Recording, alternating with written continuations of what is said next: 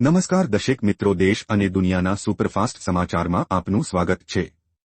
આજના તાજા અને સૌથી મોટા સમાચાર જાણીએ પહેલા ચેનલને સબસ્ક્રાઇબ કરી નાખજો। ટીમ ઇન્ડિયા માટે નવી મુશ્કેલી। 11 જાન્યુઆરીથી ભારત અને અફઘાનિસ્તાન વચ્ચે 3 ટી20 મેચોની સિરીઝ રમાશે। આ પહેલા ભારતીય ટીમને મોટો ઝટકો લાગ્યો છે।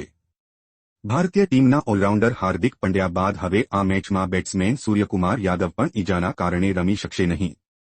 હાલમાં જ સૂર્યકુમાર યાદવ દક્ષિણ આફ્રિકા સામેની ટી20 સિરીઝમાં ઈજાગ્રસ્ત થયો હતો। જો કે સૂર્યકુમાર અને પંડ્યા બંને આઈપીએલ 2024માં રમતા જોવા મળશે।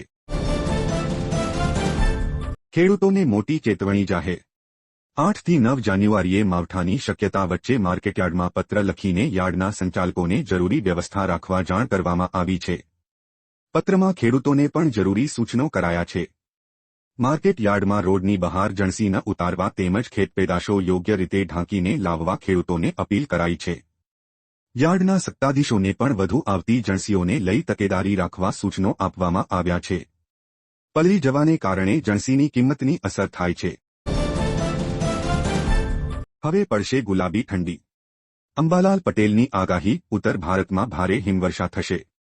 સૌરાષ્ટ્ર ગુજરાતમાં 3 દિવસથી ઠંડીના ચમકારાનો અનુભવ થઈ રહ્યો છે।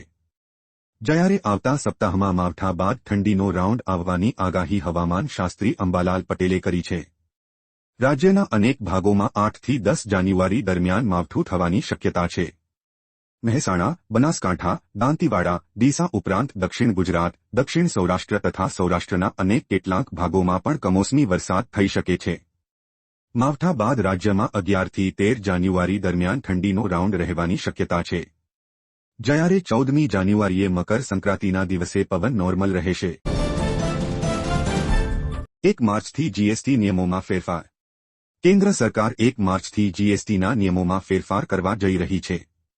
એનઆઈસીએ જીએસટી કરદાતાઓને કહ્યું, હવે તેઓ ઈ-ચલન વિના ઈ-વે બિલ બનાવી નહીં શકે।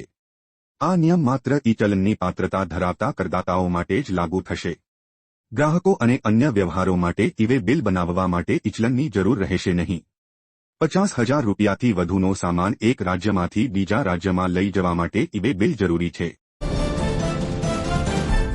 મોબાઈલ માટે 6,000 સહાય। જો તમે પણ મોબાઈલ લઈ લીધો હોય અથવા તો લેવાનો હોય તો ગુજરાત સરકાર આપશે તમને 6,000 રૂપિયાની સહાય। સ્માર્ટફોન સહાય યોજના અંતર્ગત ₹6,000 મોબાઈલ લેવા માટે સહાય આપવામાં આવે છે। મોબાઈલ લઈ લીધો હોય અથવા તો લેવાનો હોય, બંને કેસમાં આ સહાય મળવાપાત્ર થશે। જ્યારે આ યોજનાનો લાભ લેવા માટે તમારે એક ઓનલાઈન ફોર્મ ભરી સબમિટ કરવાનું રહેશે। થોડાક દિવસમાં તમે કરેલી અરજી જ્યારે એપ્રુવલ થશે ત્યારે તમે આપેલા બેંક એકાઉન્ટ નંબર પર ₹6,000 જમા કરવામાં આવશે।